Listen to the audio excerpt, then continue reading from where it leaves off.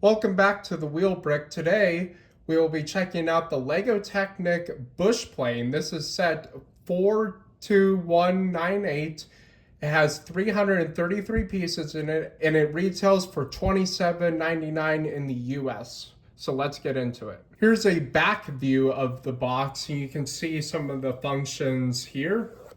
So let's get into it. So looking inside the box here, we have 5 bags. We have the instruction manual right here. And then we also have a few stickers with this. So let's get into building it.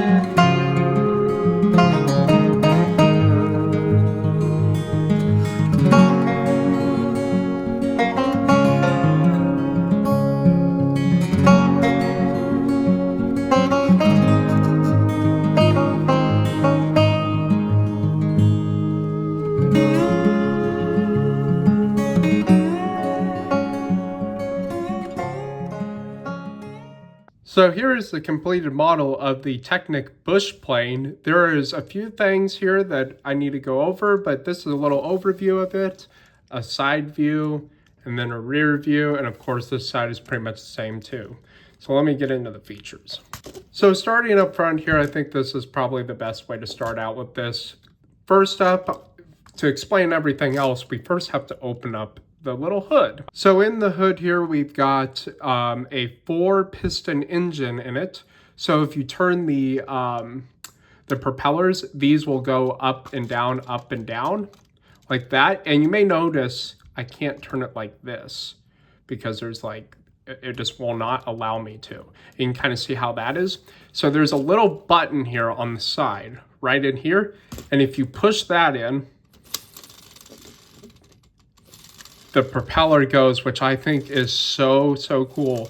So how does this mechanism work exactly? So in here we have a little, I don't know how well you'll be able to see it, but there's a little flapper in here where it has a rubber band on it and it's kind of free floating. But as soon as you push that, it'll push it and it'll let the gears go in here. And then if you push it,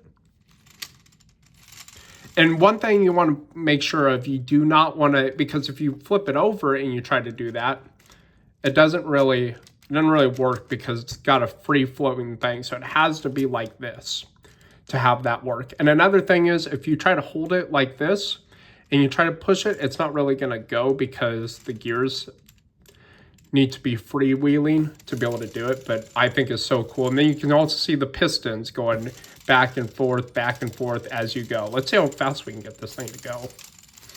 See, if you spam it, it won't really, you have to kind of give it time to go back and do its cycle. So closing this back up, there's a couple other features on this. For the wings, you have the little flaps and they individually go down. So you can have this one going up, you can have this one go down, and if you want this one up and this one down or vice versa.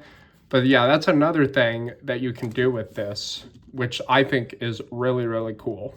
So what is a bush plane exactly? So a bush plane goes into more remote spots, places where they don't really have the greatest runways or don't even have a runway at all. Or if they need to do water landings, these can have skis on there, but they mostly have more beefed up tires and a tail wheel here to land on.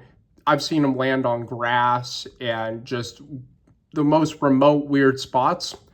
And this makes sense why they have the zebra on here in the Wildlife Service. I kind of wish, though, they put a registration number on this and have it be like the set number, because all aircraft are required to have a registration number printed on them somewhere, and this plane does not have that. And I think if they would have put it like, I don't know, right in here or right back here, or even like on over right in here, like make a little sticker there, it would have made it look so much better. I really, really wish LEGO would have done that. For a young aviation fan, I don't think they'll care. For an older aviation person, I think they want a registration number. But otherwise, it's a really, really cool set. So let me know what you think. Put them down in the comments.